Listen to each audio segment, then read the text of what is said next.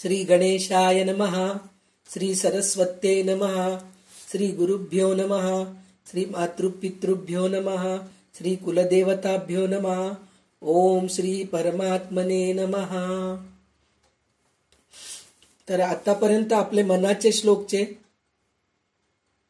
107 श्लोकांचा अभ्यास झालाय. तर समर्थ रामदासांनी लिहून ठेवलेले हे मनाचे श्लोक आपल्या मनावरच संस्कार करण्यासाठी लिहिलेले आहेत. दुसऱ्यांना बोध सांगायची गरज नाहीये. आपल्या मनाला जर आपण बोध केलो, आपल्या मनावर आपण संस्कार केलो, तर दुसऱ्यांशी आपण चांगले वागू शकतो. पण काही वेळेस काय होतं, आपल्या मनावर आपण काही संस्कारच करत नाहीत, पण दुसऱ्यांना मात्र चांगलं सांगायला जातो, तर त्याचा काही उपयोग होत नसतो. म्हणून स्वतः पहिले तयार व्हायला पाहिजे. कोणाला काही सांगायचं आहे तर स्वतःला पहिले थोडा अभ्यास करायला पाहिजे. स्वतः आपल्याला बदलायला पाहिजे. आपल्या इंद्रियांवरती आपण कंट्रोल करायला पाहिजे. बोलण्यावर कंट्रोल करायला पाहिजे. तर समोरचे आपण काही बोललेले ऐकतात. नाहीतर कोणीही ऐकत नाही. तू कोण रे मला सांगणारा. मोठ्या मोठ्या संत सत्पुरुषांचंच ऐकायला कोणी नाही येत आजकाल.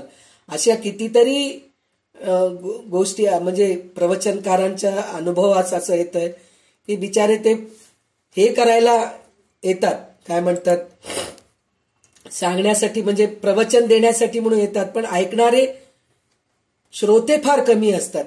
कारण काय म्हणून म्हणलं तर आजकाल इतके पंडित झालेत, इतके प्रवचनकार झालेत, प्रत्येकाचं ऐकायला प्रत्येकाला वेळही नाहीये, ते पण आहे. पण त्याच्यामध्ये असंही होतं की बरेच लोक अभ्यास थोडे करतात आणि मला खूप माहित आहे हे सांगायला खूप जातात.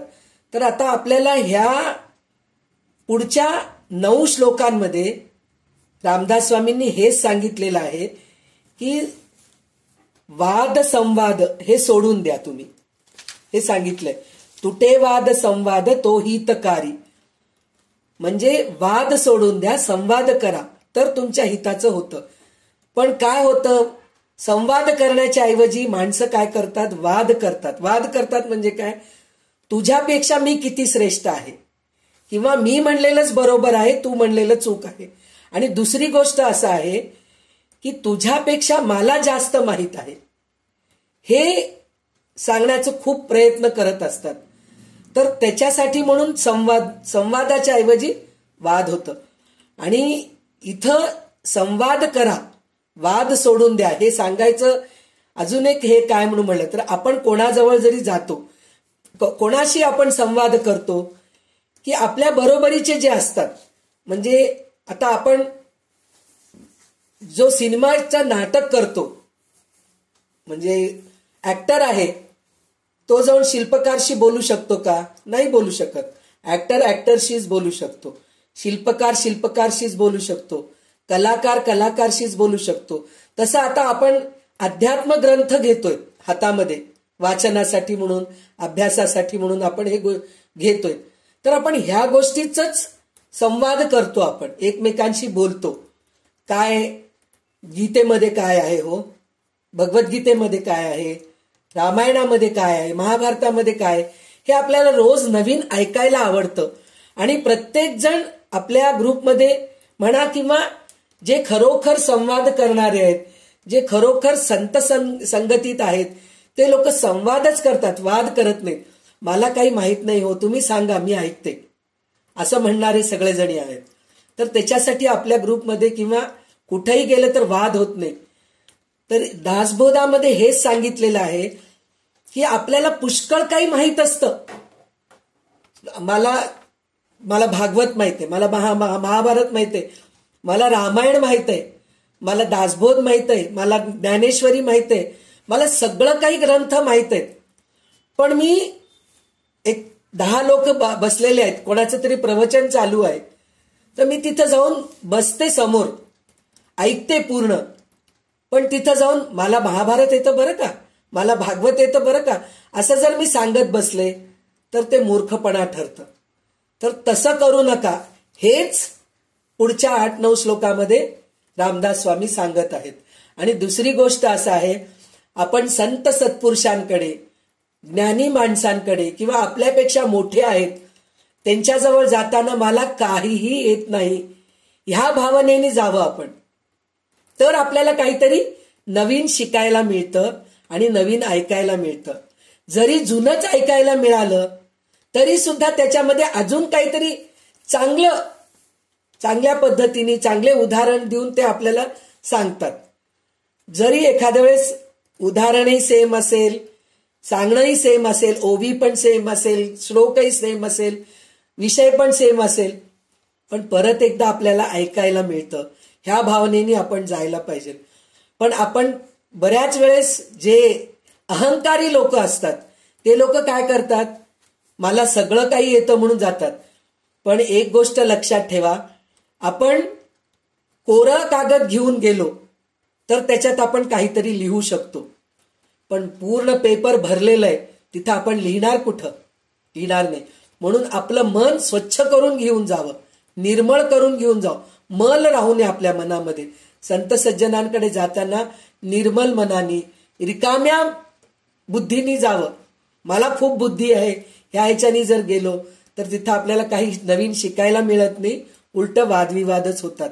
तर ते होऊ नये म्हणून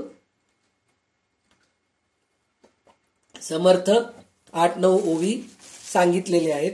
तर सुरुवातीचा ओवी असा आहे, 108 श्लोक, ओवी म्हटलं तर श्लोक आहे, 108 श्लोक, 108 श्लोक जे आहे, सदा सर्वदा सज्जनाचे नियोगे क्रिया पालटे भक्ती भावार्थ लागे क्रियेवीण वाचाळता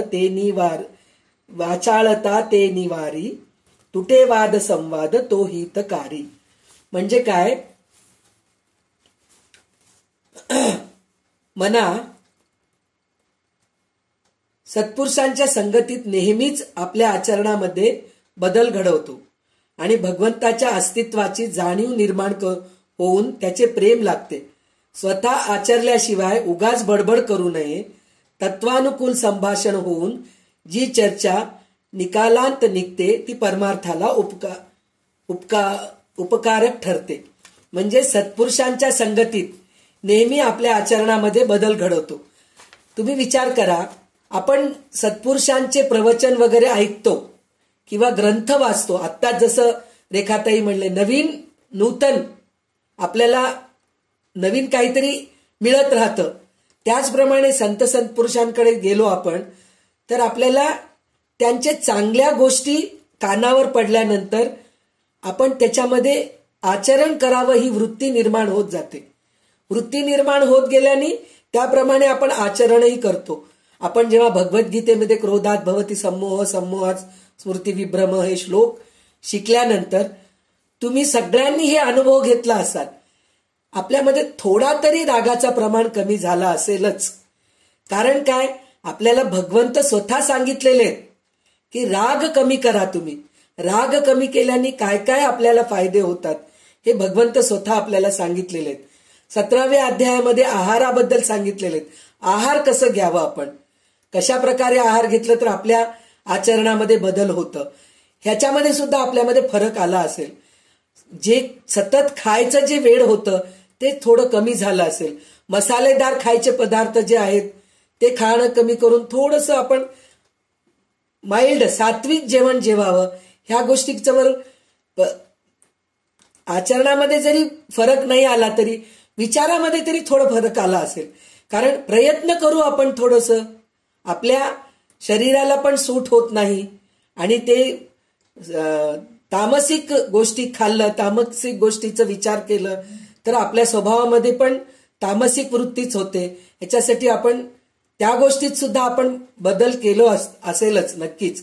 तर त्याच्यासाठी म्हणून संत सत्पुरुषांच्या सहवासात राहिलं तर आपल्यामध्ये आपल्या आचरणामध्ये नक्कीच बदल घडवतो. सदा सर्वदा सज्जनाचेनी योगे, म्हणजे सज्जनांच्या सहवासात राहिलं तर आपल्या आचरणामध्ये बदल होतो. क्रिया पालटे भक्ती भावार्थ लागे, आणि आपल्या आचरणामध्ये बदल होऊन आपण भक्ती मार्गाला लागतो. देवाचं नामस्मरण करायचा प्रयत्न करतो, देवाची पूजा करायचा प्रयत्न करतो, देवाचे श्लोक वाचायचा प्रयत्न करतो, झालं तितकं छोटे छोटे ग्रंथ हातात घ्यायचा प्रयत्न करतो. काही नाही बदल झालं तरी आपण 99% 3 ते 5 तरी क्लास बुडवू नये ह्याच्यासाठी तरी आपण प्रयत्न करतो. काहीतरी आपल्याला ऐकायला मिळतं. ह्या गोष्टीचा तरी प्रयत्न आपण 4 वर्षापासून करत आलोत आहे आणि त्याच्यामुळे सगळ्यांच्या आचरणामध्ये बदल आलेला मला तर दिसून येते. प्रत्येकाच्या महत्वाच्या गोष्ट म्हणजे सुरुवातीला जे घाबरत होते पुस्तक वाचायला, श्लोक म्हणायला, संस्कृताचा शब्द उच्चार करायला घाबरत होते, आता ते लोक स्वतःहून मी म्हणते, मी वाचते, मी सांगते असं स्वतःहून पुढे येऊन म्हणतायत. याचा अर्थ काय? सगळ्यांमध्ये बदल आलेला आहे म्हणून ह्या सगळ्या गोष्टी होत आहेत. मी देवाचे नाव घेतो, त्याची पूजा अर्चा करतो आणि व्यवहारात कसंही वागतो असं जर राहिलं तर मात्र चुकीचं आहे. मग तिथं तुम्हाला देवाचा साक्षात्कार होत नाही, उलट देव तुम्हाला शिक्षा देतो. तिथं तुम्हाला थप्पड देतो. ते तुम्हाला कळत नाही ते थप्पड पडलेलं, पण थप्पड देतो तिथं देव तुम्हाला, की तुम्ही इथं देवाची पूजा करून उपयोगच नाही, वागणं तुमचं बरोबर नाही तर त्याचं काही हे नाही. क्रियावीण वाचाळता ते निवारी म्हणजे काय? तुम्ही पूजा अर्चा सगळं करत आहेत, पुस्तकं चांगलं वाचत आहेत, ग्रंथ चांगलं वाचत आहेत, पण आचरण कसं आहे? दुसऱ्यांचं मन दुखवणं, दुसऱ्यांचे वस्तू लुबाडणं, दुसऱ्यांबद्दल वाईट चिंतनं, दुसऱ्यांच्या आनंदात सहभागी न होणं, हे सगळं जर करू लागलात तुम्ही तर ते उपयोगाचं नाही. म्हणजे दुसऱ्या सांगे ब्रह्मज्ञान, स्वतः कोरडे पाषाण असं होऊन जातं. त्याच्यानंतर तुटे वाद संवाद तो हितकारी. संवाद हितकारी व्हावं म्हणून म्हणलं तर वाद तोडून द्यावं. वाद करत बसू नये. वाद करत बसू नये म्हणजे तुझ्यापेक्षा मी शहाणा, तुझ्यापेक्षा मलाच जास्त ज्ञान आहे, किंवा तुला काहीच कळत नाही, हे जे म्हणणं आहे ना त्याच्यामुळे वाद निर्माण होतं. तर ते वाद सोडून देऊन आपण संवाद करावा. तू म्हणलेलं खूप छान आहे रे, पण अशा पद्धतीने अजून थोडं जर चांगलं सांगितलं असतं तर बरं झालं असतं, असं जर म्हणलं ना तर तिथं संवाद होतो. त्याच्यानंतर जनी वाद वेवाद सोडून द्यावा, जनी सुख संवाद सुखे करावा, जगी तोची तो शोक संताप हारी, तुटे वाद संवाद तो हितकारी. उलट सुलट प्रश्नोत्तरे करणारा वादविवाद माणसाने सोडून द्यावा, पण एखादा तात्विक प्रश्नांची सर्वांगीण चर्चा करणारा संभाषणात्मक संवाद मजेने करावा. अशा संवादाने बुद्धीचे समाधान होते आणि मनाचे क्लेश दूर होतात. तत्वानुकूल संभाषण होऊन जी चर्चा निकालांत निघते ती परमार्थाला उपकारक ठरते. म्हणजे उलट सुलट प्रश्नोत्तर काही त्याला अर्थच राहत नाही. देव दिसला का हो तुम्हाला? इतकं तुम्ही सगळं भगवद्गीता वाचता आणि भागवत वाचतायत, तुम्ही रोज विष्णू सहस्रनाम म्हणतात, देव दिसला का हो तुम्हाला? असं प्रश्न विचारतात लोक येऊन. अरे देव दिसला म्हणून म्हणलं तर देव दिसायला कितीतरी कष्ट केल्यानंतर तुम्हाला देव दिसतो. तर हे असे फालतूचे प्रश्नाचे उत्तर. आणि काय हो लोकांना सांगतात तुमच्याकडेच काही नाहीये, सुखाने राहतात म्हणून सांगतात. तुमच्याकडे सुखाने राहायसारखी काय हो? आता हे जे ब्राह्मण असतात, बिचारे गरीब ब्राह्मण असतात, त्यांच्याकडे खरा स्वतःची गाडी नसती, स्वतःचं घर नसतं, भाड्याने राहत असतात. आजकालचे पुरोहित आणि प्रवचनकारांचं बद्दल मी बोलत नाहीये, पहिल्या काळच्या लोकांचं. आजकालचे प्रवचनकार स्वतः लाख लाख रुपये घेत आहेत प्रवचन सांगण्यासाठी, भागवत सांगण्यासाठी, रामायण सांगण्यासाठी, कथा करण्यासाठी म्हणून लाखो रुपये घेत आहेत. तर त्यांच्याकडे आता सगळं काही आहे, गाडी आहे, बंगला आहे, आणि ते करणं काही चुकीचं नाही बरं का. मी असं म्हणत नाही की पैसा न घेता तुम्ही करा, असं काही नाहीये. पैसा घ्यावंच लागतं, कारण आज ते प्रवचनकार आहेत. जर त्यांच्या घशाला, त्यांच्या वाणीला काहीतरी झालं किंवा ते काहीतरी आजारी पडले तर त्यांना दुसरा काही म्हणजे उत्पन्न काहीच नाहीये ना, कमवण्याचं हे काहीच नाहीये. ते एकच साधन आहे त्यांना. पूजा करणं आणि प्रवचन करणं हे दोनच त्यांच्याजवळ साधन असताना जेव्हा ते चांगले आहेत, चांगले बोलू शकतात, त्यावेळेसच ते पैसा कमवून जमवलं तर बरं असतं. पण पहिल्या काळच्या लोकांकडे बिचाऱ्यांजवळ काही राहत नव्हतं.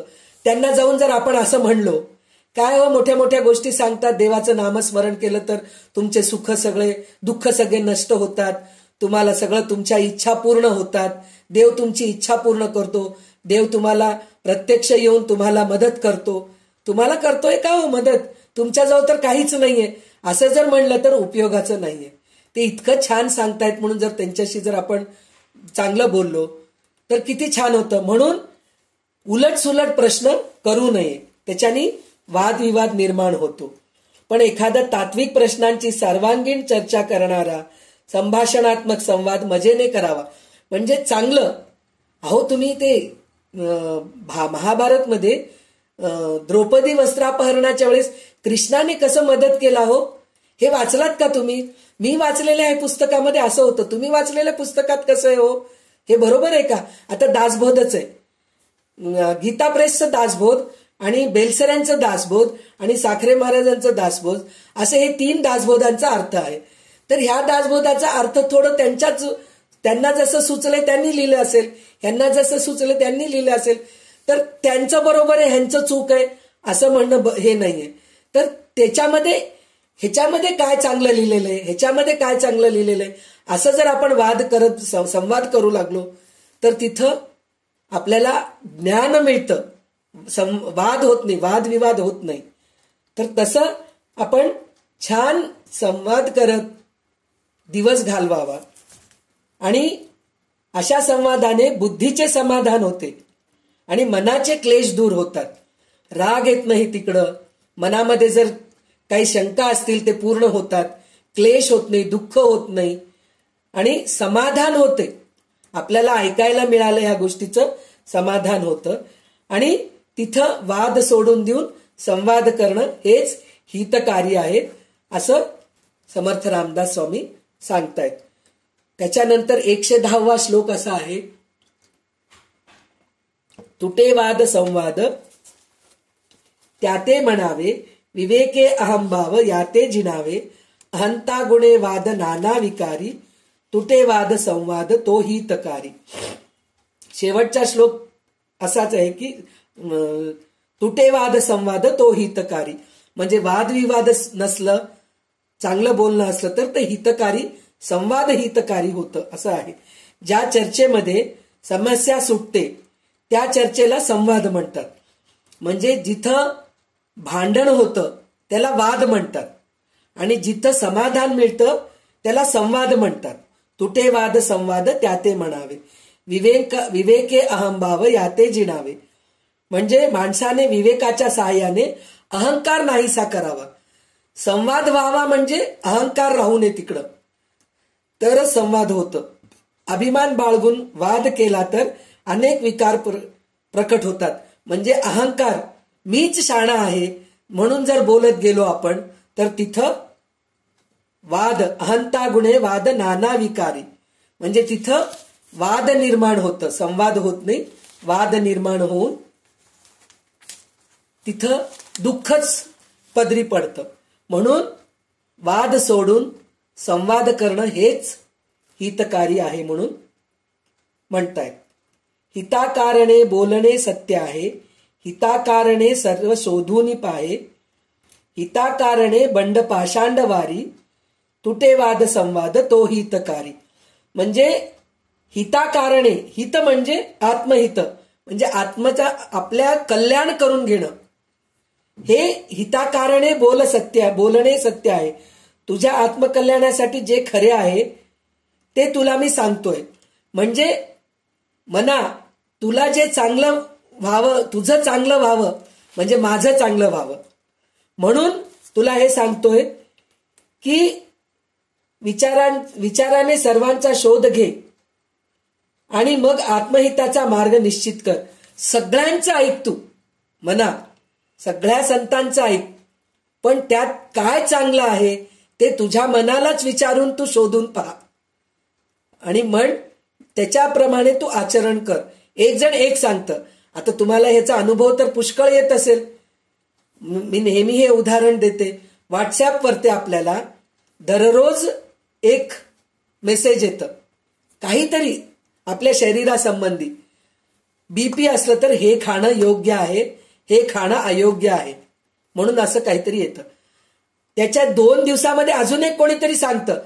आता तुम्हाला सांगते, हे काय म्हणतात, शुगर असलेल्या लोकांना कारलं खाणं खूप छान आहे, मेथी खाणं खूप छान आहे. हे आपल्याला प्रत्येक जण व्हॉट्सॲपवर मेसेज सांगतात. पण दुसरा अजून एक कोणीतरी सांगतो, अहो कारले आणि मेथी खाल्ल्याने पित्त खूप वाढतं हो. ज्या माणसाचं पित्त प्रकृती असते ना, त्यांनी कारलं आणि मेथी खाऊ नये. मग आता काय खाऊ? म्हणजे आता बीपी शुगर असलेले लोक, डायबिटीस असणारे लोक, मधुमेह असणारे लोक कारलं खाऊ नका आणि मेथी खाऊ नका म्हणून एक जण सांगतं, एक जण सांगतं खा. तर ह्याचा अर्थ असा आहे की तुम्ही सगळ्यांचं ऐका, पण तुम्ही त्याचं स्वतःवर प्रयोग करून बघा. मी मेथी खाल्ल्याने माझं डायबिटीस कमी होतंय का पित्त वाढतंय? कारलं खाल्ल्याने माझं डायबिटीस कमी होतंय का पित्त वाढतंय? ह्या गोष्टीचं तुम्ही स्वतः अनुभव घ्या ना. समोरचा माणूस सांगितला म्हणून मी तसंच करून बघते, ते चुकीचं आहे. काही लोकांना झेंडूबाम लावलं तर डोकं दुखणं पटकन कमी होतं. माझ्यासारखीला झेंडूबामचा वासच आवडत नाही. झेंडूबाम जवळ आलं की मला इतकं कंटाळा येतं की नको बाबा, आहे आजारपण आल्यासारखंच वाटतं मला. तर हे असे अनुभव असतात.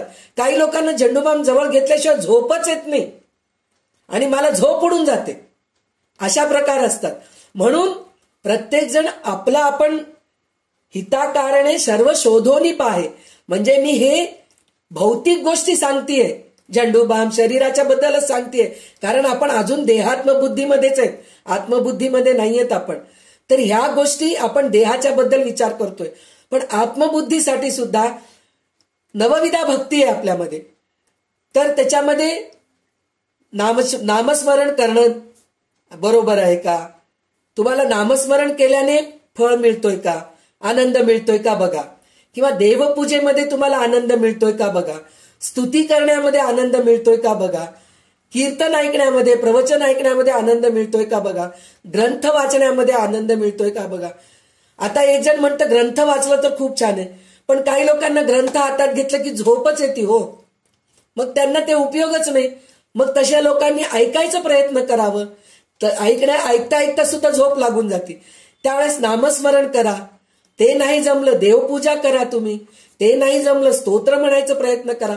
म्हणजे तुम्हाला तुमच्या आत्मकल्याणासाठी काय करायचंय ते तुम्ही स्वतः शोधून पहा.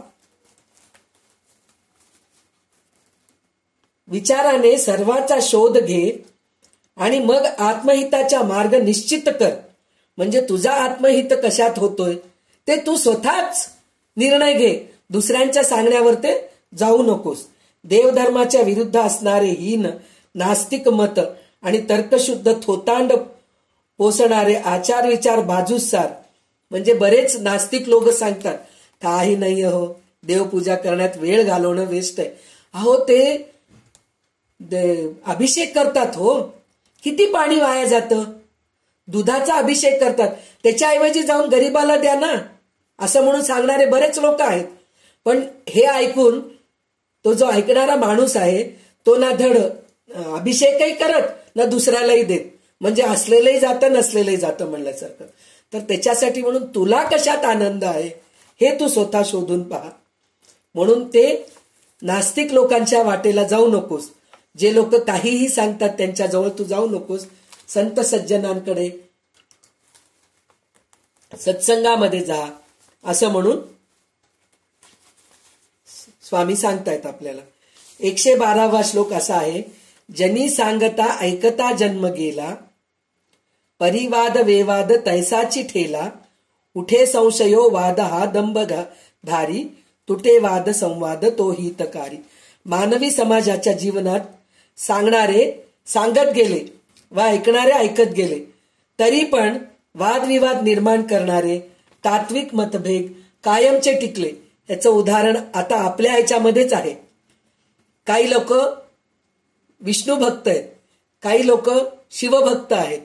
शिवभक्त म्हणतात मीच श्रेष्ठ आहे विष्णू भक्त म्हणतात मी श्रेष्ठ आहे.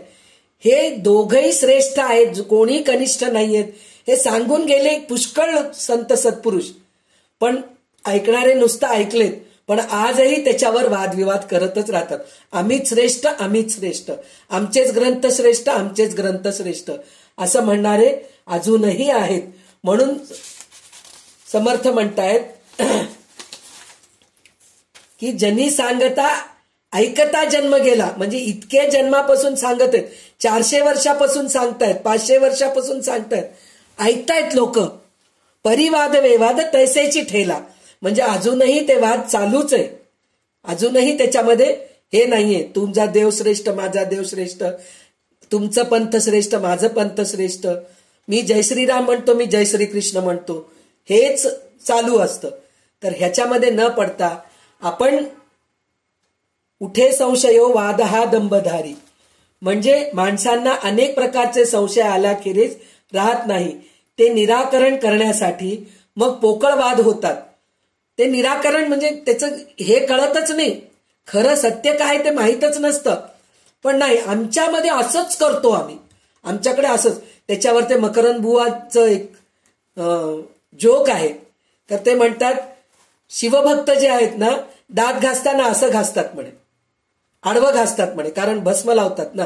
आणि विष्णू भक्त दात असं घासतात म्हणे, असं, कारण ते उभं गंध लावतात म्हणून.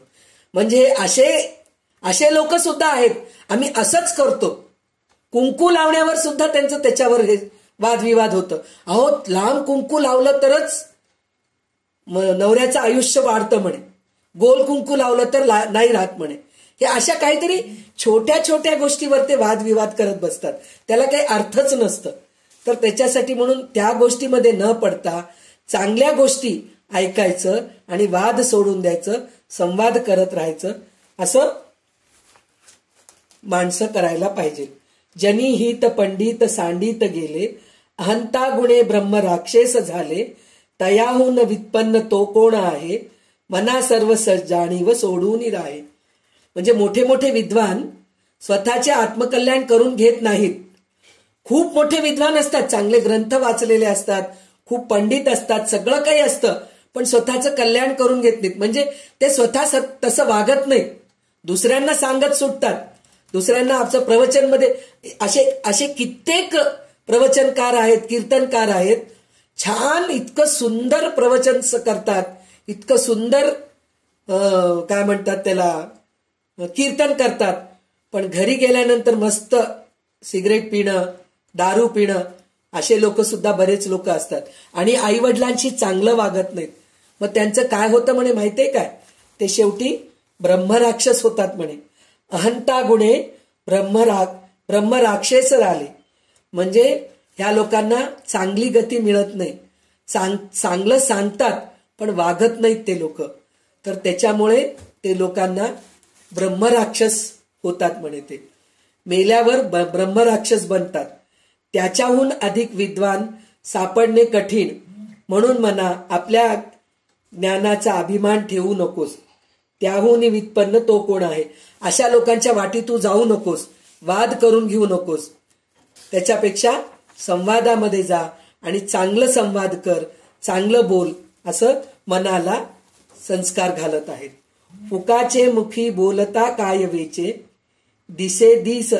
दिसेंदिस अभ्यंतरी गर्वसाचे, क्रियेवीण वाचाळता व्यर्थ आहे, विचारे तुझा तूच शोधून पाहे. म्हणजे तोंडाने उगीच ज्ञान बडबडण्याने काही पदरात पडत नाही. त्यामुळे उलट दिवसेंदिवस अंतर्यामी अहंकार मात्र वाढत जातो. नुसतं प्रवचन करू नये, ते आचरणात आणावं. नुसतं ग्रंथ वाचू नये, ते आचरणात आणावं. त्याच्याने जर नुसतं वाचन करत बसलो, नुसतं प्रवचन करत बसलो, नुसतं बोलत बडबड करत बसलो, तर त्याच्याने मला खूप माहीत आहे याचा अहंकार वाढतं. आणि आपण जसे बोलतो तशी कृती केल्याशिवाय नुसते बोलणे म्हणजे कुच कामाचे, क्रियेवीण वाचाळता व्यर्थ आहे. म्हणजे काय, दुसऱ्या सांगे ब्रह्मज्ञान, स्वतः कोरडे पाषाण. नुसतं तुम्ही बडबड करतायत, नुसतं सांगतायत, पण स्वतः काहीच आचरणामध्ये आणत नाहीयेत. तर तसं जर केलात तर काही उपयोगाचा नाही. तुमचा पुढचा जन्म ब्रह्मराक्षस होचाल तुम्ही. आणि वाद निर्माण होतं, संवाद होत नाही, भांडण होतं. तर त्याच्यासाठी म्हणून तुम्ही नुसतं ग्रंथ वाचन, नुसतं देवाची पूजा, प्रवचन कीर्तन करा, पण त्याप्रमाणे पहिले तुम्ही वागा, तरच त्याचा उपयोग आहे. असं समर्थ मनाला संस्कार घालत आहेत. तुटे वाद संवाद तेथे करावा फुकाचे मुखी म्हणजे फुकटचं बोलता काय वेचे, हे झालंय आपलं. तुटे वाद संवाद तेथे करावा, विवेके अहंभाव हा पालटावा, जनी बोलण्यासारखे आचरावे, क्रिये पालटे भक्ती पंथेची जावे. आपल्याला भगवद्गीता आठवण येते की नाही? भगवंत अर्जुनाला सांगितलेलंच सांगतात, बाबा निस्वार्थ कर्म कर, आपल्या फळाची आशा करू नकोस तू, असंच कर्म कर तू. म्हणून प्रत्येक वेळेस भगवंत अर्जुनाला सांगतायत. तेच रामदास स्वामी इथं आपल्याला मनाच्या श्लोकमध्ये मनावर संस्कार करतायत की तुटे वाद संवाद तेथे करावा, विवेके अहंभाव आ पालटावा, जनी बोलण्यासारखे आचरावे, क्रिया पालटे भक्ती पंथेची जावे. म्हणजे काय, ज्या ठिकाणी तत्वनिर्णयाचा जिज्ञासेने चर्चा चालते तेथे संभाषणात भाग घ्यावा. म्हणजे जिज्ञासेने ते चर्चा चालते म्हणून म्हणलं तर चांगल्या गोष्टी जिथं बोलणं होतं, म्हणजे आता आपलं सिनियर सिटीजनचं ग्रुप आहे किंवा 50चे मैत्रिणी आहेत, 25चे मैत्रिणी, आपले जे हिताचं बोलतात तशा लोकांमध्ये जायला पाहिजे असं सांगतायत. जिज्ञासा चर्चा चालते तिथं संभाषणात भाग घ्यावा. म्हणजे जिथं देवाचं बोलणं चांगलं असतं, जिथं चांगल्या गोष्टी आपल्याला कळतं, काय केल्याने काय फळ मिळतं ह्या गोष्टी कळतं, त्याच चर्चेमध्ये भाग घ्यावं, संभाषणामध्ये भाग घ्यावं. आत्मा न आत्मा विचाराने आपले अहंकाराचे रूपांतर करून टाकावे. म्हणजे चांगलं विचार करून आपल्या अहंकाराचं विसर्जन करावं. अहंकारामध्ये राहू नये. मलाच खूप येतं, मीच शहाणी आहे, माझ्याशिवाय कोणाला काही कळतच नाही, मलाच सगळं काही येतं, हे सगळं सोडून देऊन दुसऱ्यांना पण काही चांगलं येतं, त्यांच्याकडून पण आपल्याला काही शिकायला मिळतं, ह्या भावनेने जर आपण राहिलो तर आपला अहंकार कमी होतो. आपल्या जीवनामध्ये आचार आणि उच्चार याच्यात संगती असावी. म्हणजे आचार तर चांगलं राहायलाच पाहिजे. म्हणजे आपलं आचरण, चांगलं बोलणं, चांगलं राहणं, चांगलं खाणं, चांगले कपडे घालणे. चांगले कपडे घालणे म्हणजे श्रीमंतीचे थाटात दररोज मी काय आपलं ह्याचं पैठणी साडी नेसून बसते असं नाही. स्वच्छ कपडे घालून आपल्या अंगाला सूट होईल, सुती कपडे, रेशमी कपडे म्हणल्यापेक्षा सुती कपडे जर घातलं तर आपल्या अंगावर ते काही त्रास होत नाही. अशा गोष्टी जर आपण जर सगळं राहिलो आणि त्याच्याबरोबर उच्चार म्हणजे चांगलं बोलणं, आपण सगळ्यांशी गोड बोलावं, कोणाचं मन दुखवू नये.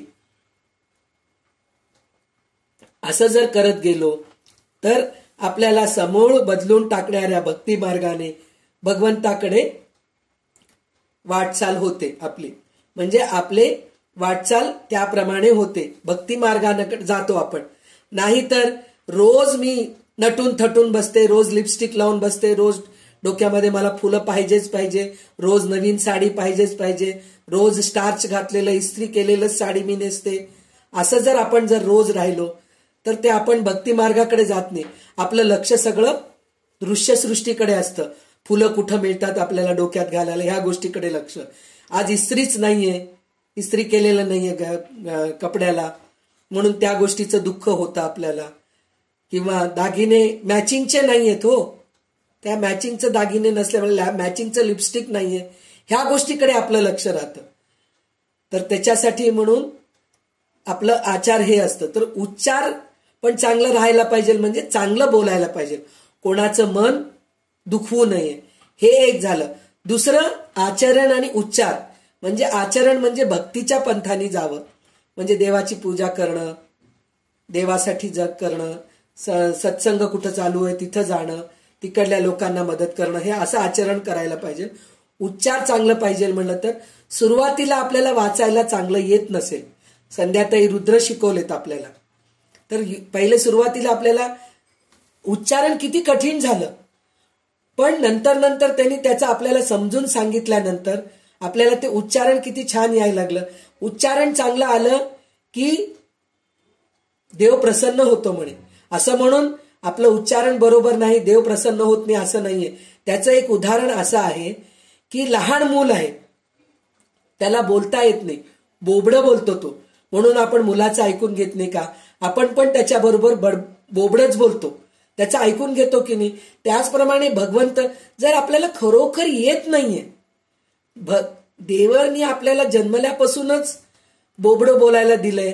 काही जणांचं असती बाबा बुद्धी कमी असती, उच्चारण थोडे त्यांचं स्पष्ट नसतं, म्हणून त्यांना आपण बाजूला सरकू नये. पण ते येत नाही म्हणून त्यांना शिकवण्याचा आपण प्रयत्न करायला पाहिजे, शिकायला पाहिजे चांगलं. आणि तसल्या लोकांना सुद्धा आपल्या बरोबर घेऊन चालत गेलो तर बरं असतं. तर उच्चारण हे पण चांगलं राहायला पाहिजे, हे तर सांगताच आहे. पण जर जमलं नाही तर त्याच्याबद्दल दुःख मानू नये आणि हरून जाऊ नये. मला जमतच नाही म्हणून सोडून देऊ नये, प्रयत्न करत राहावं उच्चारण करण्याचं. तसं जर करत गेलो आपण तर आपण सरळ भक्ती मार्गाकडे जातो आणि भगवंतापाशी जाण्याचा मार्ग आपल्याला सोपा होतो. असं मनावर ते संस्कार घातलेले. तर आतापर्यंत त्यांनी सांगितलेलं आहे वाद संवाद सोडवून द्यावा म्हणून सांगितलेले. आता इथं आता ह्याच्या पुढचा श्लोक असे आहेत 116 पासून 126 श्लोकापर्यंत. नुपेक्षी कदा देव भक्ताभिमानी, म्हणजे काय? नुपेक्षी कदा देव भक्ताभिमानी म्हणून म्हणलं तर भगवंत कधी भक्ताची उपेक्षा करत नाही, म्हणजे भक्ताला कधी कमी पडू देत नाही, त्याच्या संकटाला धावून येतो, हे सांगितलेलं आहे. तर ते किती छान सांगितलेलं आहे. आता आतापर्यंत जे श्लोक होते त्याच्यामध्ये फक्त वादविवाद सोडून द्या, वादविवाद सोडून द्या, हे तर आपण प्रयत्न करतोच आपण.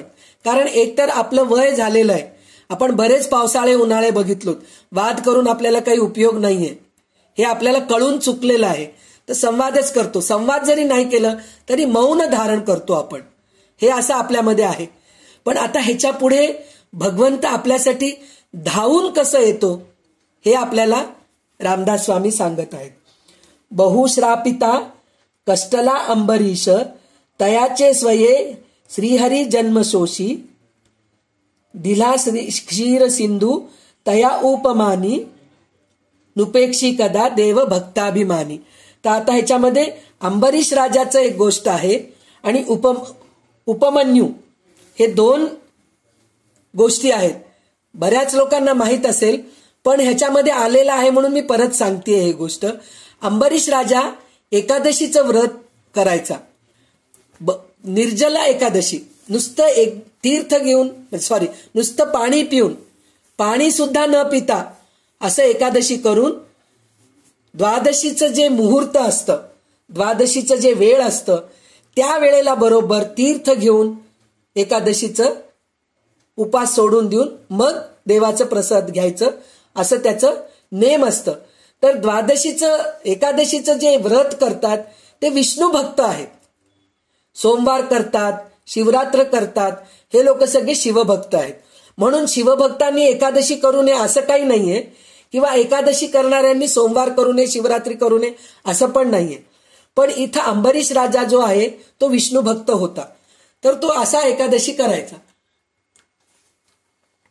तर एकदा त्यांच्याकडे म्हणे दुर्वास ऋषी आले होते एकादशीच्या दिवशी. तर अंबरीश राजा म्हणले कसंही आलाच आहेत तुम्ही, तर उद्या द्वादशीचं पारणं करून जा, तुम्ही एकादशीचं पारणं करून जा, प्रसाद घेऊन जा म्हणून त्यांना आग्रह करून घरात राहा म्हणून त्यांनी आग्रह केले. तर दुर्वास ऋषी राहिले आणि दुसऱ्या दिवशी पहाटे लवकर उठून नदीवर आंघोळीला गेले म्हणे. आंघोळीला गेले आणि त्यांना यायला थोडा उशीर झाला. पण अंबरीश राजाचं व्रत असं होतं की त्या मुहूर्तावर तेच तीर्थ घ्यायचं, तरच त्याचं त्या उद्यापनाचं म्हणजे त्या व्रताचं फळ आहे असं होतं. म्हणून दुर्वास ऋषींचं त्यांनी खूप वेळ वाट बघितले पण ते आले नाहीत. मग त्या मुहूर्तावर त्यांनी तीर्थ घेऊन उपास सोडलं. तर दुर्वास ऋषी आहेत शेवटी ते रागिष्ट. तर त्यांना राग आला आणि त्यांनी त्याला मारण्यासाठी म्हणून एक शस्त्र त्यांना सोडलं. तर तेव्हा विष्णू स्वतःचं सुदर्शन चक्र पाठवलं त्यांनी आणि ते शस्त्र तोडून टाकला. अंबरीश राजाला त्याचा काही धोका झाला नाही. पण ते सुदर्शन चक्र दुर्वास ऋषींच्या मागे गेलं. तर दुर्वास ऋषी घाबरून गेले, पळत सुटले. मग ब्रह्माकडे गेले, शंकराकडे गेले. तर ते सगळे म्हणले आम्ही एकदा ते विष्णूच्या हातातून निघालेल्या चक्राला आम्ही थांबू शकत नाही, तू विष्णूच्याच पायाशी जा, म्हणजे तुम्हाला त्याचा काहीतरी उपयोग होत. मग शेवटी विष्णूच्या पायापाशी जातात दुर्वास ऋषी. तर विष्णू म्हणतात की एकदा माझ्या हातून सुदर्शन चक्र निघालंय तर ते परत माझ्या बोटात यायचं म्हणलं तर माझा भक्तच त्याला थांबू शकतो असं म्हणतात. मग तू ते अंबरीश राजाकडे जा म्हणून म्हणलं. तर मग दुर्वास ऋषी अंबरीश राजाच्या पायाशी जाऊन मला क्षमा कर, मी तुला दुखवलो म्हणून म्हणलं. तर मग त्यावेळेस दुर्वास ऋषी त्यांना म्हणतात तुम्हीच खूप मोठे आहेत, तुमच्याकडून काही चूक झालं नाही म्हणून माफ करतात. म्हणजे असं भक्तांसाठी म्हणून देव धावून येतो.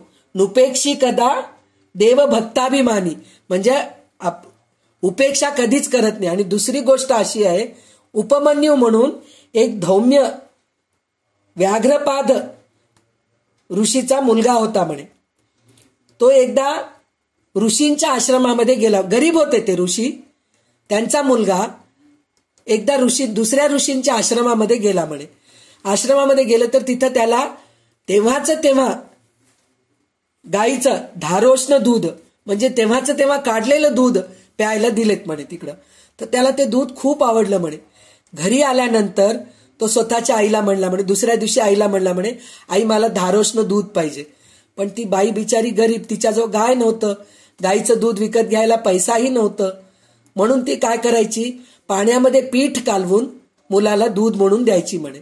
तर दररोज प्रमाणे ती पीठ कालवून दूध म्हणून दिली. पण तो मुलगा काही पित नाहीये. तो म्हणतो नाही, काल मी धारोष्ण दूध पिलो, आज मला तसंच दूध पाहिजे. तर ती म्हणती गेल्या जन्मी आपण देवाचं नामस्मरण केलो नाहीत, देवाचं चिंतन केलो नाहीत, देवाची पूजा केलो नाहीत, चांगले ग्रंथ वाचलो नाहीत, सत्संगामध्ये गेलो नाहीत. तर त्याच्यामुळे ह्या वेळेस आपल्याला गरिबी मिळालेलं आहे. तर तू ह्या जन्मी देवाची पूजा कर, देवाचं सत्संगामध्ये जा, नामस्मरण कर, तर तुला दूध मिळेल असं म्हणून सांगते ती. तर तो शंकराची उपासना करतो. तर शंकर नुसतं दूध नाही, गाय नाही, क्षीरसागरच दिलं म्हणे, दुधाचं समुद्रच त्याला दिलं म्हणे. म्हणजे देव इतके आपल्याला धावून येतात असं म्हणून सांगतात. म्हणून आपण देवाची भक्ती करायला पाहिजे असं म्हणून सांगतात. गजेंद्रो महासंकटी वास पाहे, तया कारणे श्रीहरी धावत आहे, उडी घालिता जाहला जीवदानी, नुपेक्षी कदा देव भक्ताभिमानी. गजेंद्रावर ते जेव्हा कठीण परिस्थिती आली, म्हणजे जेव्हा मगर त्याला पकडायला आला, त्याचा पाय धरून राहिला, तर तो पहिले सगळ्या हत्तींचं धावा केला म्हणे मालावर. हत्तींची शक्ती किती असते, हत्ती जर त्याला वर ओढून आणू शकले असते तर झालं असतं, पण नाही जमलं. तर त्यावेळेस ते विष्णूला प्रार्थना केलेत म्हणे गजेंद्र. तर त्यावेळेस विष्णू धावून आला म्हणे. तर विष्णू कसे आलेत, हातामध्ये काही नाही म्हणे, आपल्या लक्ष्मी साहेब बरोबर बसलेले आहेत म्हणे ते. तर त्यांच्याजवळ काहीच नाही म्हणे, एकदम निशस्त्र आलेत म्हणे. पण भक्ताला त्यांनी तेव्हा हे करून सुदर्शन चक्राने मगराला मारले. तर लक्ष्मी विचारली म्हणे की देवा, तू अशा ह्याच्यात गेलास की तुम्ही, तुमच्या हातात काही शस्त्रच नव्हते आणि तुम्ही पळत पळत निघून गेलात, गजेंद्र हाक मारला आणि तुम्ही गेलात. असं झालं तर कसं, तुम्ही सगळ्या तयारीत जावं लागतं. तर त्यावेळेस लक्ष्मीला देव म्हणले म्हणे की ज्या वेळेस आई स्वयंपाक करत असती, हातात पीठ मळत असती म्हणे, आणि मुलगा पडतो खाली, तर ती हात धुती का पहिले, त्या पीठ मळलेल्या हातानेच जाऊन मुलाला उचलती आणि डोक्याला मार लागलं तर तिला त्यावेळेस ते होश नसतं की आपल्याला हाताला पीठ लागलेलं आहे म्हणून. तर त्याप्रमाणे जसं आई धावत येते ना मुलासाठी, तसं देव आपल्यासाठी धावून येतो म्हणून सांगितलं आहे. तर त्याच्यासाठी म्हणून नुपेक्षी कदा देव भक्ताभिमानी. आणि इथं 19वा श्लोक 119वा श्लोकचं उदाहरण काय, अजामेळ पापी तया अंत आला, कृपाळूपणे तो जनी मुक्त केला, अनाथासी आधार हा चक्रपाणी, नुपेक्षी कदा देव भक्ताभिमानी. म्हणजे आपण अजामेळाचं गोष्ट ऐकलो ना ह्याच्या अगोदर, आपण मनाच्या श्लोकामध्येच ऐकलो आणि भागवतामध्येच आहे ही गोष्ट. अजामेळ जो आहे तो सामान्य माणूस, स्त्रियांच्या बाबतीत त्याचे वर्तन बरे नव्हते, म्हणजे सतत स्त्रियांमध्येच तो राहिलेला असतो. पण त्याच्या मुलाचं नाव नारायण आहे म्हणून अंतकाळी तो नारायणाचं नाव घेतला, म्हणून यमदूतांना पळवून दिले देवदूत आणि त्याला स्वर्गलोकी घेऊन गेले. असं आपण ही गोष्ट ऐकलेलं आहे. म्हणजे आपण देवाचं नामस्मरण करू लागलो आणि अंतकाळी जर देवाचं नाम आपल्या मुखात आलं तर आपल्याला उपेक्षा कधीच करत नाही देव, त्या स्वतःकडे घेऊन जातात, मोक्ष मिळते, चांगली गती मिळते. म्हणून रामदास स्वामी आपल्या मनावर ते आत्तापर्यंत जे संस्कार केलेत ना, नाम घ्या नाम घ्या नाम घ्या, तर नाम घेतलं तर देव कधी आपला उपेक्षा कधी करत नाही असं सांगितले. विधी कारणे जाहला मच्छ वेगी, धरी कूर्म रूपे धरा पृष्ठभागी, जनारक्षणा कारणे नीच योनी, नुपेक्षी कदा देव भक्ताभिमानी. म्हणजे देव कशा कशा प्रकारे रूप घेतलेला आहे तर तिथं सांगितलेलं आहे, विश्वाचा प्रलय काळ आला तेव्हा ब्रह्मदेवाची रात्र सुरू झाली. ब्रह्मदेव झोपी गेला, त्याच्या मुखातून वेद निघत होते. हे हरण करावे ह्या हेतूने हैग्रीव नावाचा दैत्य तेथे आला. त्याने वेद घेतले व तो पळून जाऊ लागला. भगवंतानी ते पाहिले, लगेच माशाचे रूप घेतले. म्हणजे मच्छावतार, प्रथम अवतार जे आहे ना दशावतारामधलं ते मच्छावतार आहे. म्हणजे मासोळीचा रूप घेऊन ते वेदांचं त्यांनी रक्षण केलेलं आहे. त्याच्यानंतर काय केलं, धरी कूर्म रूपे धरा पृष्ठभागी. म्हणजे समुद्र मंथनाच्या वेळी मेरू पर्वत घेऊन जे सापानी दोरी करून घुसळायचा प्रयत्न केलं, पण ते घुसळायला काहीतरी खाली एक पाहिजे ना, काहीतरी त्याला आधार पाहिजे ना, काहीच नाहीये, पाणीच आहे तिकडं. तर त्यावेळेस भगवंतांनी कूर्मरूप घेतलं, म्हणे कासवाचं अवतार घेतलं, रूपाचा अवतार घेतला आणि त्याच्यावर ते समुद्र मंथन केले. तर त्याच्यामुळे आज आपल्याला अमृतच एकच मिळालं नाही, त्याच्यामध्ये लक्ष्मी मिळाली, आपल्याला धन्वंतरी मिळाले, आपल्याला ऐरावत हत्ती मिळालेलं आहे, घोडा मिळालेला आहे, असे कितीतरी गोष्टी आपल्याला समुद्र मंथनामधून, सगळ्यात शेवटी अमृत मिळालंय, पण त्याच्यामधून अशा कितीतरी गोष्टी आपल्याला मिळालेल्या आहेत. तर त्याच्यासाठी म्हणून सुद्धा भगवंत कूर्म रूप धारण केलेले आहे. म्हणजे कुठंही त्यांनी असं कमीपणा केलं नाही की मी हे रूप का घेऊ बाबा, असं विचार केले नाही. आज आपण सुद्धा आपल्या मुलांसाठी, लहान मूल खेळत असताना आपण घोडा बनतो की नाही, घोडा खेळतो, खाली वागतो, आपल्या पाठीवर ते मुलांना बसवतो, घोड्यासारखं करतो. म्हणजे आपण साधारण माणसं आपल्या मुलांसाठी असे रूप करतो. तर भगवंत तर जगाचा स्वामी आहे, जगाचे अन्नदाता आहे, तर त्यांना काय काय रूप घ्यावं लागतं हे विचार करा तुम्ही. ते मत्स्य रूप घेतलेले, कूर्म रूप घेतलेले, शेवटी वराह रूप हो, डुक्कर किती नीच योनी आहे. डुक्कर म्हणजे किती घाण चिखलात राहतो, त्याचं खाद्य चांगलं नाहीये, तसं रूप पण त्यांनी धारण केलेले आहेत. म्हणून जनारक्षणा कारणे नीच योनी, वराह अवतार घेतलेला आहे की नाही त्यांनी, पृथ्वीला वाचवण्यासाठी. म्हणून नुपेक्षी कदा देव भक्ताभिमानी, असं रामदास स्वामी सांगतायत. महाभक्त प्रल्हाद हा कष्टविला, म्हणून तया कारणे सिंह झाला, नये ज्वाळ विशाळ सन्निध कोणी, नुपेक्षी कदा देव भक्ताभिमानी. आपण ह्याच्या अगोदर 2-3दा आपण ह्याच्याबद्दल हे केलो. जेव्हा प्रल्हाद स्वतः राक्षसाचा मुलगा होता, हिरण्यकश्यपूचा मुलगा होता, राक्षस कुळात जन्मलेला होता, पण तो पोटात असताना नारद मुनी म्हणे हिरण्यकश्यपू जेव्हा अरण्यामध्ये तपश्चर्या करण्यासाठी म्हणून निघाले, तर त्यांची बायको कुठं राहू असं विचारले. त्यावेळेस ती गरोदर होती. मी कुठं राहू म्हणून विचारली म्हणे. तर त्यावेळेस मी तपश्चर्या कशासाठी करायला जातो? विष्णूला मारण्यासाठी. हे विष्णूला कळतं. तर तो कूटनीती करून तुला मारायला येईल, तर तुला अशा ठिकाणी मी ठेवतो की तिथं येऊन तुला कोणी त्रास देणार नाही. तर त्यावेळेस ते नारद मुनीला म्हणतात म्हणे माझ्या बायकोला तुमच्याजवळ ठेवून घ्या. तर त्यावेळेस नारद मुनी म्हणे ती गरोदर असणाऱ्या बाईला, हिरण्यकशिपूच्या बायकोला भागवत सांगतायत म्हणे, देवाच्या गोष्टी सांगतायत म्हणे, पण तिला ते ऐकायचं इच्छाच नाहीये, कारण ती राक्षस कुळाची आहे. पण तिच्या पोटात जे वाढतं लेकरू होतं तो हू म्हणून ऐकतोय म्हणे. म्हणून गर्भसंस्कार जे करतात ह्याच्यासाठीच करतात, मूल चांगलं जन्माला यावं. जे आपलं डोहा जेवण वगैरे करतात ना, आनंदी राहावं, गरोदर स्त्री आनंदी राहावं म्हणून डोहा जेवणे वगैरे करत असतात. आणि चांगल्या गोष्टी सांगतात तिला, चांगल्या देवाच्या गोष्टी वाच म्हणून सांगतात. त्याचं कारण पोटात असलेल्या बाळाला त्याचे संस्कार तेव्हापासूनच होतात, म्हणून त्याला गर्भसंस्कार असं म्हणतात त्याला. तर ते संस्कार 16 संस्कारमध्ये एक संस्कार आहे.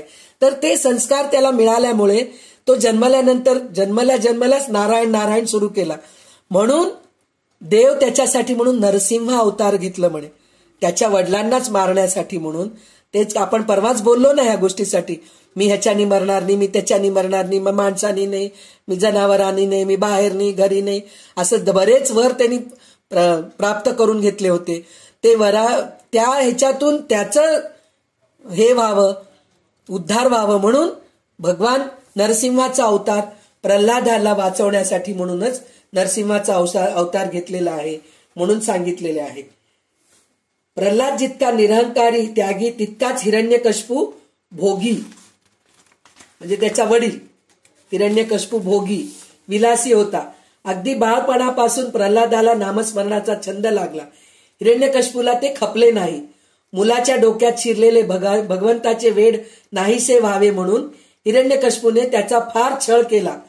भक्ताच्या कष्टाची सीमा झाल्यावर भगवंत नरसिंहाच्या रूपाने प्रकटला आणि त्याने दैत्याचा वध केला. भगवंताने हिरण्यकशिपूचा कोथळा बाहेर काढल्यावर देखील त्याचा हात तलवारीकडे गेला, नमस्कार करण्याकडे गेला नाही.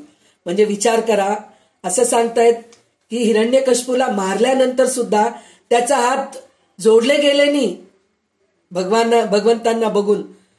त्याचा असं झाला म्हणे, हातात तलवार घेऊन त्या नरसिंहाला ठार करू का, असं हे झालं होतं म्हणे. अहंकाराचा मद असा असतो, म्हणजे अहंकार असणारा माणूस शेवटी मरतेवेळी सुद्धा अहंकारानेच मरतो. म्हणून अहंकार कमी करावं म्हणजे भक्ती मार्गाला जावं, नामस्मरण करावं. हे सगळं आपल्याला पहिल्या श्लोकामध्ये आपल्याला रामदास स्वामी सांगितलेले आहेत.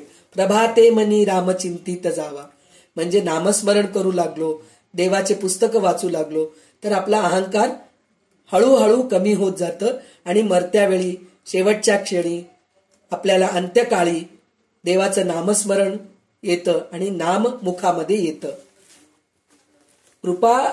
कृपा भागिता जाहला वज्रपाणी, तया कारणे वामनो चक्रपाणी, द्विजा कारणे भार्गव चापपाणी, नुपेक्षी कदा देव भक्ताभिमानी. इंद्राने करुणा भाकली तेव्हा त्यासाठी भगवंत वामन झाला. द्विजांच्या करिता तोच भगवंत धनुर्धारी परशुराम झाला. तात्पर्य, देव भक्तांचा कैवारी आहे, तो भक्तांची उपेक्षा कधीच करत नाही. म्हणजे इथं आपल्याला सगळं दशावताराची कथा आपल्याला थोडक्यात सांगत आहेत रामदास स्वामी. कृपा भागिता जाहला वज्रपाणी, म्हणजे इंद्राने करुणा भाकली तया कारणे वामनो चक्रपाणी, म्हणजे इंद्रपद मिळवण्यासाठी म्हणून बलिराजा यज्ञ करतोय.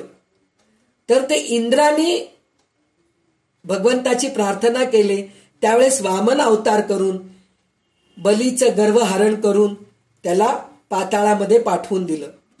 तर असं इंद्राला वाचवण्यासाठी म्हणून भगवंत वामन बटू छोट्या मुलाच्या अवतारात सुद्धा प्रकट झाले.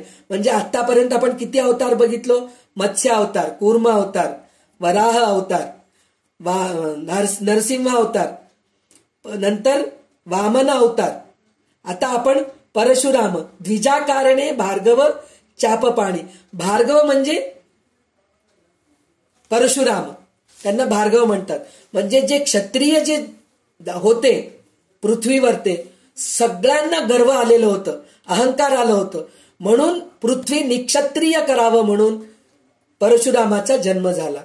तर शेवटचं हे काय असतं, राम हे क्षत्रियामध्ये जन्मले ना, तर त्यांचं सुद्धा अंत केव्हा करायला येतात, ते जेव्हा शिवधनुष्य उचलतात स्वयंवरामध्ये, सीतेच्या स्वयंवरामध्ये राम उचलतात, त्यावेळेस स्वतः परशुराम रामाकडे येतात. ते म्हणतात तू पण क्षत्रिय आहे आणि तू शिवधनुष्य तोडून अपराध केलास, असं म्हणून त्याच्याबरोबर हे करतात. पण त्यावेळेस त्या एकच अवतार असा आहे की 2 अवतार एका वेळेस भेटले, राम आणि परशुराम असं भेटले. तर निक्षत्रिय करण्यासाठी म्हणून भार्गव परशुरामाचा जन्म झालेला आहे. आपण इथपर्यंत आलो. त्याच्यानंतर अहिल्ये सते लागली अरण्यपंथे, उढावा पुढे देव बंदी तयाते, बळे सोडिता घाव घाली निशाणी, नुपेक्षी कदा रामदासाभिमानी. म्हणजे इथं आपल्याला राम अवतार, श्रीरामाचा अवतार दाखवले. त्याच्यामध्ये काय सांगितलेले, अहिल्ये सती लागी अरण्यापती, उडावा पुढे देव बंदी तयाते. म्हणजे अरण्यातून जात असता वाटेत साध्वी अहिल्येच्या श्रीरामाने उद्धार केला. म्हणजे पाषाणाचं सुद्धा त्यांनी परत अहिल्यामध्ये रूपांतर केलं. असे देव राम होते. म्हणजे देव कशा कशा प्रकारे भक्तांचं उद्धार केले, भक्तांसाठी म्हणून जन्म घेतलेले आहेत. तर ह्याच्यामध्ये आपल्याला 4थ्या अध्यायामध्ये आपल्याला जे श्लोक आहे, यदा यदा हि धर्मस्य ग्लानिर्भवति भारत, अभ्युत्थानम अधर्मस्य तदात्मानं सृजाम्यहं, परित्राणाय साधूनां विनाशाय च दुष्कृतां, धर्मसंस्थापनार्थाय संभवामी युगे युगे. म्हणून जे भगवंत सांगितलेले आहेत ते हे सगळं आपल्याला ह्याच्यामध्ये दिसून येते. म्हणजे यदा यदा हि धर्मस्य ग्लानिर्भवति भारत, म्हणजे जेव्हा पृथ्वीला कष्ट येतात त्यावेळेस मी सतत हे घेतो, धर्माच्या कारणासाठी म्हणून मी जन्म घेतो आणि अधर्माचा नाश करतो. आणि परित्राणाय साधूनां, साधू लोकांचं मी रक्षण करतो. विनाशायच दुष्कृतां, म्हणजे दुष्कृत्य जे करतात त्यांचं मी विनाश करतो. धर्मसंस्थापनार्थाय संभवामी युगे युगे, म्हणजे मी धर्मस्थापना करण्यासाठी म्हणून मी सतत जन्म घेत असतो, असं भगवंत सांगतायत. आणि ते हे सगळं आपल्याला दिसून येते प्रत्येक अवतारामध्ये, कसं ते जन्म घेतले आणि कसं उद्धार केले. अरण्यात जात असता वाटेवर साध्वी अहिल्याचा श्रीरामाने उद्धार केला. नंतर रावणाने बंधनात टाकलेल्या देवांना त्यांनी सोडवले. त्यासाठी त्याला युद्ध करून आपले सामर्थ्य वापरावे लागले. त्यांच्या मनात आलं असतं तर लगेच सुदर्शन चक्र फिरवून रावणाचा वध करू शकले असते. पण जे जे अरण्यामध्ये जे लोक आहेत, शबरी सारखे आहे, आता हे मरीची पण आहे, म्हणजे जो हरणेचा वेश घेतलेला आहे त्याचा पण उद्धार करायचं होतं. असे किती जटायूचा उद्धार करायचं होतं. असे कितीतरी संत आहेत, कितीतरी ऋषीमुनी आहेत, त्यांच्या सगळ्यांचा उद्धार करत करत ते रावणापर्यंत पोचले. म्हणजे सहज त्यांनी एक सुदर्शन चक्र सोडले असते आणि रावणाचं वध केले असते. पण तसं न करता त्यांनी 14 वर्ष वनवास का केले, त्याचं कारण असं की त्या वनवासामध्ये, त्या अरण्यामध्ये कितीतरी ऋषीमुनींना राक्षस त्रास देत होते. त्या सगळ्या ऋषीमुनींचं उद्धार करावं, त्या सगळ्या मुनींचं रक्षण व्हावं म्हणूनच राम अवतार झालेला आहे. आणि 14 वर्ष वनवास करून मग रावणाचा वध करून ते युद्ध केले. साधारण माणसाप्रमाणे, साधारण क्षत्रिय राजाप्रमाणे युद्ध करून ते भक्तांचं रक्षण केलेले आहेत. म्हणून देव कधी भक्तांचा उपेक्षा करत नाही. नुपेक्षी कदा देव भक्ताभिमाने. आणि आता कृष्णावताराचं गोष्ट जे आहे, तये द्रुपदी कारणे लागवेगे, त्वरे धावतू सर्व सोडोनी मागे, कळी लागी झाला असे बौद्ध मौनी नुपेक्षी कदा देव भक्ताभिमानी.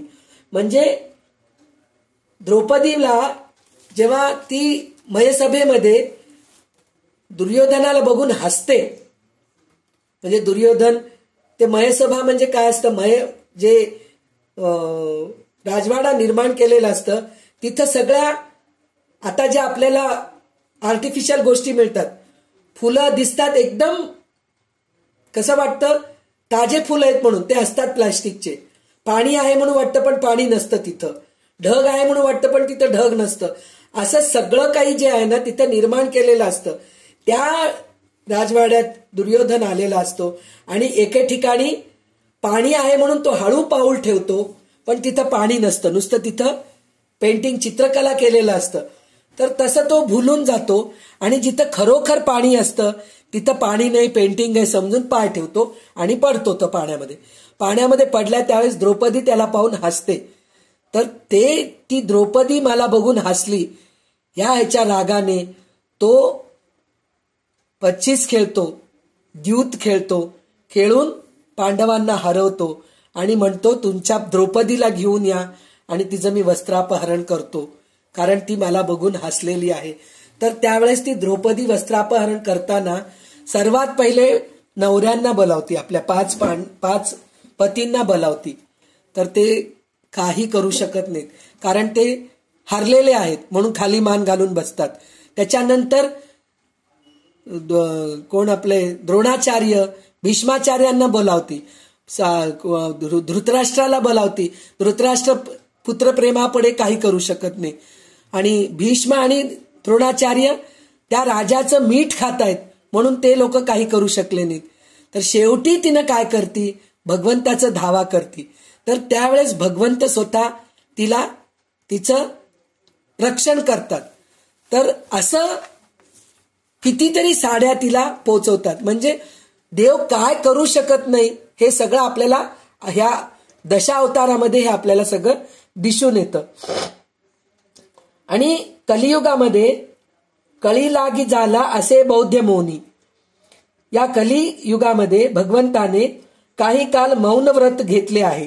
तात्पर्य देवभक्तांचा कैवारी आहे.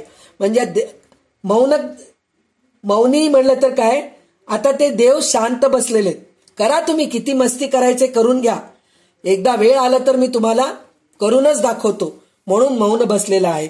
पण वेळ आला तेव्हा मी तुमच्या मागे येणारच आहे बरं का. आपण म्हणतो ना देव डोळे झाकून बसला का, असं म्हणून म्हणतो. बौद्ध मौनी म्हणजे तिथं बुद्धाचा पण उल्लेख आलेला आहे, तसं पण आहे, दोन्ही पण आहे. आणि मौन सुद्धा आहेत ते म्हणून सांगतायत. अनाथा दिना कारणे जन्मत आहे, कलंकी पुढे देव होणार आहे, जयावर्णिता सीनली देववाणी, नुपेक्षी कदा देव भक्ताभिमानी. अनाथ आणि असहाय्य अशा दीनजनांसाठी भगवंत जन्म घेतो. पुढे कल्की रूपाने भगवंताचा अवतार होणार आहे. त्या भगवंताचे वर्णन करता करता वेद दमले. तात्पर्य देवभक्ताच्या कैवारी आहे, तो भक्तांची उपेक्षा कधी करत नाही. म्हणजे भगवंताला अवतार घ्यायला लावणे भक्तांच्या हातात असते. म्हणजे भगवंत आपल्याजवळ यावं म्हणजे तितकी आपल्याला आर्तता पाहिजे, तितकं भक्ती पाहिजे, तरच देव आपल्याकडे येऊ शकतो. तर तेव्हाच अवतार होतो. तर अजून कल्कीचा अवतार का होत नाहीये, कारण आपण अजूनही आपल्या अहंकारामधून खाली आलेले नाहीत. आपण मी करू शकतो हे आपल्यामध्ये खूप आहे म्हणून अजून ते होत नाहीये. व्यवहारी अनाथापणे व दीनपणा भक्तांपर्यंत पोहोचलेच अशी खात्री नाही.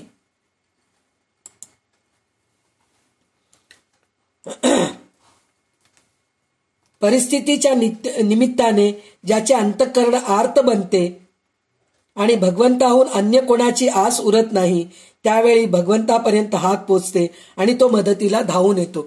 म्हणजे तुम्ही पहिले सगळे आपल्या लोकांचंच मदत विचारतात, भावाला विचारतात, बहिणीला विचारतात, आईला विचारतात, वडिलांना विचारतात, मित्रांना विचारतात, मुलांना विचारतात, नवऱ्याला विचारतात, सगळ्यांना विचारतात.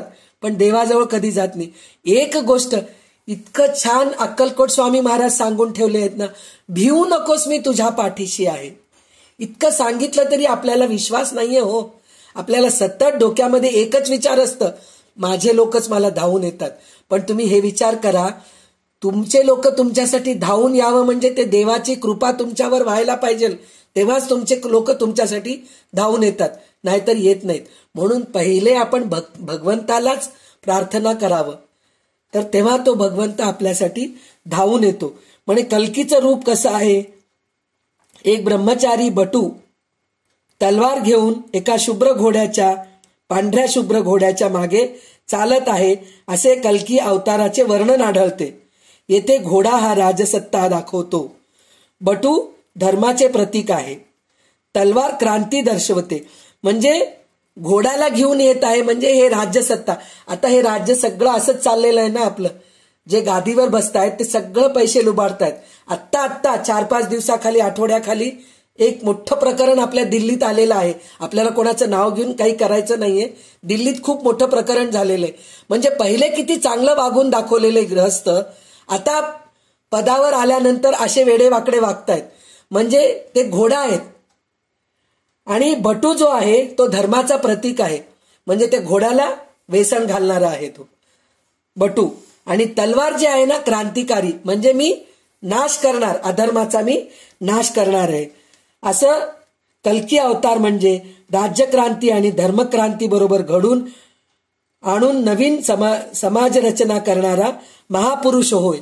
तर हे सगळं करणारा महापुरुष कोण आहे ते आता आपल्याला अनुभव येतोय थोड्या थोड्या गोष्टीचा. तर त्याच्यासाठी म्हणून मी कोणत्या पक्षाची काय म्हणतात प्रचार करण्यासाठी नाहीये, पण विचार करून वोट घाला. आता वोटिंग हे येत आहे ना, तुमचं इलेक्शन येत आहे ना, तर त्यावेळेस विचार करून वोट घाला. कोण व्यवस्थित आहेत, कोण राज्य व्यवस्थित सांभाळू शकतं, ह्या गोष्टीचा विचार करून तुम्ही. मी कोणाचं नाव घेणार नाहीये, ह्याला वोट घाला त्याला वोट घाला म्हणून मी म्हणत नाही, पण विचार करा कसं व्यवस्थित चाललेलं आहे, त्याप्रमाणे आपण विचार करून वोट घालायला पाहिजे. कलियुग हा भारतीय संस्कृतीच्या उत्तरंडीचा म्हणजेच अवनीतीचा काळ समजावा. म्हणजे आता हे शेवटचं आहे.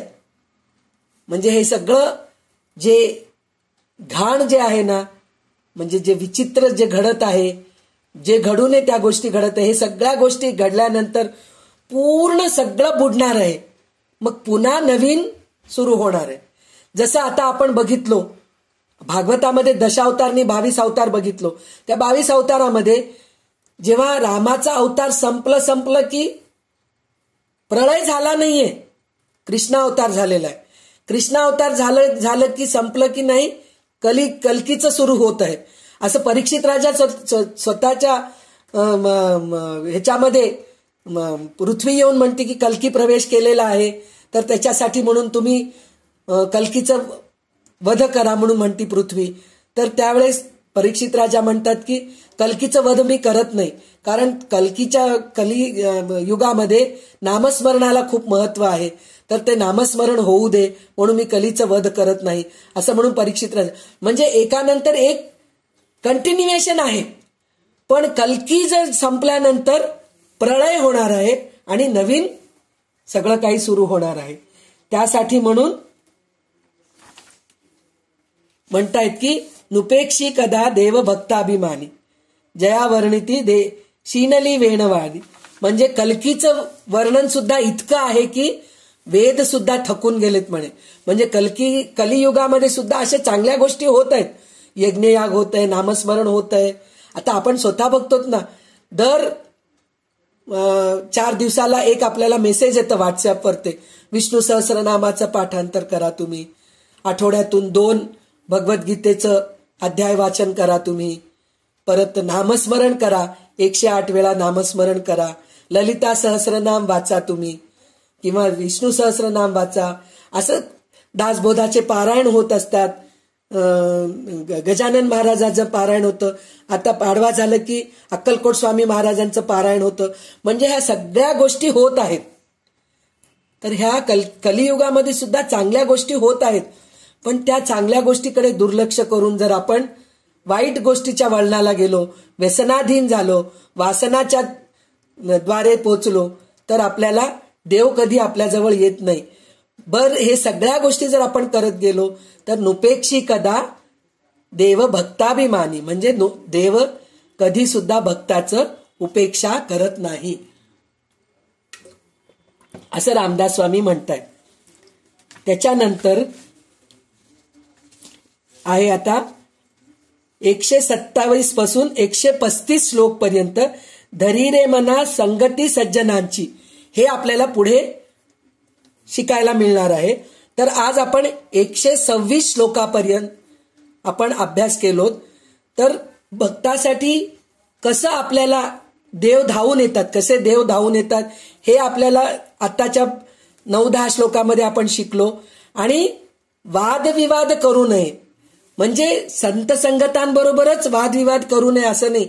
घरामध्ये सुद्धा आपण मुलं आहेत आपले, आता समजून घ्या, एक उदाहरणच आहे, आजकालच्या काळाच्या ह्याच्याने मी बोलतीये. आपले मुलं आहेत, त्यांना आपण समजून सांगतो की देवपूजा करा रे बाबा, पण त्यांना आवडत नाही. पण त्याच गोष्टीचं आपण जर जिद्द धरून बसलो तर रोज वादविवाद होतं. सवळं करायलाच पाहिजे, तुम्ही 3 दिवस पाळीचे पाळायलाच पाहिजे, ह्या सगळ्या गोष्टी जर तुम्ही जिद्द धरून बसला, हट्ट धरून बसला, तर त्याच्यातून उत्पन्न काही होत नाही, वादच होतं आणि घरं तुटतात. त्यांच्या कलेनी, बाबा तुला देवपूजा जमत नाही ना, कुठं अनाथाश्रमामध्ये जाऊन दान कर बाबा, कोण्या गरीबाचं एक शिक्षण कर बाबा तू. जर आपण तर सांगायची गरजच नाही आजकालच्या मुलांना, ते स्वतःच पुढाकार घेतात आणि स्वतःच गरीबांना दान करतात, एखाद्या मुलांना दत्तक घेतात. दत्तक घेणं म्हणजे आमच्यासारखं नाही, अनाथाश्रममध्येच मुलं असतात, त्यांना दत्तक घेतात, त्यांचं शिक्षणाचं खर्च, त्यांचं वर्षभराचं जेवणाचं खर्च म्हणून ते एक नेमून ठेवलेले असतात. एक मुलाचं खर्च इतका आहे, वर्षाला 20,000 रुपये आहे, तर मी ह्या मुलाचं मी दत्तक घेतोय आणि ह्या मुलाचं 20,000 मी देत. मग त्याला मी बघायलाही जात नाहीत, ते आश्रम लोकच बघतात सगळं, तिथं काही आपल्याला करायची गरजच नाहीये. पण तिथं पैसे आपण दिलोत समजा, तर त्या मुलाचं सगळं सुरळीत होतं, अभ्यास होतं, कपडा लत्ता मिळतं, जेवण. त्याचा अर्थ असा आहे, त्या आश्रमाला एक मदत मिळते आपल्याकडून, एक मुलाचं खर्च आपल्याकडून मिळतं. असं जरी करू लागले ना तर त्याचा संवाद होतो, तिथं वाद होत नाही. तर अशा प्रकारे आपण घरामध्ये सुद्धा संवाद करायचा प्रयत्न करायला पाहिजे, आपण बदलायला पाहिजे. म्हणा पहिले मी बदलते, मुलांना मी बदलायचा प्रयत्न करत नाही, मी मुलांच्या प्रमाणे वागायचा प्रयत्न करते. मग त्यावेळेस मुलं स्वतःच, आई म्हणतीये काही बरोबर असेल बाबा त्याच्यामध्ये, आज नाही तरी उद्या त्यांना वाटेल हे असं करूया आपण. आणि आपल्या ग्रंथांमध्ये, वेदांमध्ये सांगितलेलं आहे, नुसतं तुम्ही देवपूजा करून देव भेटणार नाहीये, नुसतं नामस्मरण करून देव भेटणार नाहीये, सत्कर्म करायला पाहिजे. तर कमीत कमी आपल्या मुलांना आपण हे संस्कार तर देऊ शकतो, जसं आपल्याला रामदास स्वामींनी आपल्या मनावर संस्कार घातलेले आहेत, तर तसं आपण पलटलो, आपण बदललो, तर आपल्या मुलांना आपण बदलू शकतो ना. तर आज आपण मुलांना चांगले संस्कार कसे द्यायचे. देवपूजा तुला जमत नाही बाबा, नामस्मरण जमत नाही, पण मोठ्यांचा आदर कर. कोणी मोठे आपल्या घरी आले त्यांचा आदर कर, त्यांना नमस्कार कर, त्यांना खायला प्यायला दे. कोणी म्हातारा माणूस, आंधळा माणूस रस्ता क्रॉस करत आहे, त्याला हात धरून तू रस्ता क्रॉस करायला लाव. अशा सगळ्या गोष्टी आपण मुलांना समजून सांगू शकतो. ते समजून नाही आपले मुलं तर सगळे समजूतदार आहेतच आहे, पण ते करतायत त्याचं कौतुक करा कमीत कमी. हो बाबा तू करू लागलास ना, उत्तम आहे बाबा, खूप छान करतोयस, असं जर त्यांचं कौतुक करत गेलो तर आपल्याला त्यांच्या सहवासात राहू शकतो, घर तुटत नाही आणि अजून त्यांना प्रोत्साहन मिळतं चांगले कर्म करायला. तर चांगले कर्म करणं हे सुद्धा एक प्रकारचं देवपूजाच आहे. तर हे सगळं आपल्याला रामदास स्वामी लहान मुलांना समजून सांगितल्यासारखं आतापर्यंतच्या श्लोकांमध्ये समजून सांगत आले. आणि आता आपल्याला काय सांगितलंय, जर असं आपण वागलो तर नुपेक्षी कदा देव भक्ताभिमानी, म्हणजे देव भक्तांची कधी उपेक्षा करत नाही. म्हणजे भक्त जेव्हा अडचणीत आहे त्यावेळेस देव कधी दूर जात नाही, देव आपल्याला धावून येतो. जसं म्हणतात ना अक्कलकोट स्वामी महाराज, भिवू नकोस मी तुझ्या पाठीशी आहे. आपण सतत एकच विचार करायला पाहिजे, माझा नवरा माझ्या पाठीशी आहे, माझा मुलगा माझ्या पाठीशी आहे, काय खंबीर आहे हो, माझी बहीण माझ्या पाठीशी आहे, पा काय कोणी मला साथ दिले नाही तो अडचणीच्या वेळेस, माझी बहीण माझ्या पाठीशी होती पा, असं आपण अभिमानाने सांगतो. पण ती बहीण कोण होती? बहिणीच्या रूपामध्येच देव आले होते तुझ्या ह्याच्यासाठी म्हणून. तर तू सतत हे विचार कर, कोणी नाही माझ्या पाठीशी देव आहे, हे विचार केलीस ना तर प्रत्येक वेळेस तुमच्या पाठीशी देव कोणत्या ना कोणत्या रूपी येतो आणि तुमची उपेक्षा करत नाही, तुम्हाला संकटातून वर बाहेर काढतो. तर ह्याच्यासाठी म्हणून देवाचं नामस्मरण, चांगलं आचरण, चांगले ग्रंथ वाचन हे सगळं करायला पाहिजे. तरच आपल्याला भक्त आपल्यासारख्या भक्तांना देव धावून येतो. तर ह्याच्यामध्ये अष्टांग योग सुद्धा येतं पहा. योग नियम आसन प्राणायाम हे जे आहेत ना, तर ह्याच्यामध्ये त्यांनी काय सांगितलंय, अपरिग्रहता नकोय, अहिंसा नकोय, सत्य बोलायला पाहिजे, अस्तेय चोरी करू नका. म्हणजे अष्टांग योगामध्ये सुद्धा या सगळ्या गोष्टी सांगितलेल्या आहे. ईश्वर प्रणिधान, स्वाध्याय म्हणजे ईश्वर प्रणिधान म्हणजे देवाचं तुम्ही सतत हे करत राहा, स्वाध्याय करत राहा, म्हणजे चांगले ग्रंथ वाचत राहा. म्हणजे प्रत्येक ऋषी मुनी अष्टांग योग हे पातंजली योगसूत्रांचं आहे, पातंजलींनी सांगितलेलं आहे अष्टांग योग, हे ऋषी सांगितलेले आहे. मनाचे श्लोक आपले रामदास स्वामी सांगितलेले, ज्ञानेश्वरी आणि हरिपाठ जे आहे ते ज्ञानेश्वर महाराजांनी सांगितलेले. म्हणजे प्रत्येक संतांनी ग्रंथ लिहून ठेवले, ते सगळं आपल्या हिताकारणेच लिहून ठेवलेले, आपलं आत्मकल्याण व्हावं म्हणूनच लिहून ठेवलेले. ते वाचून ते आचरणात आणणं ते आपल्या हातामध्ये आहे. तर त्याच्यासाठी म्हणून आपल्या मनालाच आपण संस्कार करायला पाहिजे, हे रामदास स्वामी सांगितले आहेत. तर आतापर्यंत आपण 126 श्लोकांचा अभ्यास केलो आणि ह्या अभ्यासामधून आपण शिकत जायला पाहिजे आणि आपलं आचरण बदलायला पाहिजे आणि बदलावं अशी मी गुरूंच्या चरणी, रामदास स्वामींच्या चरणी प्रार्थना करते. जय जय रघुवीर समर्थ.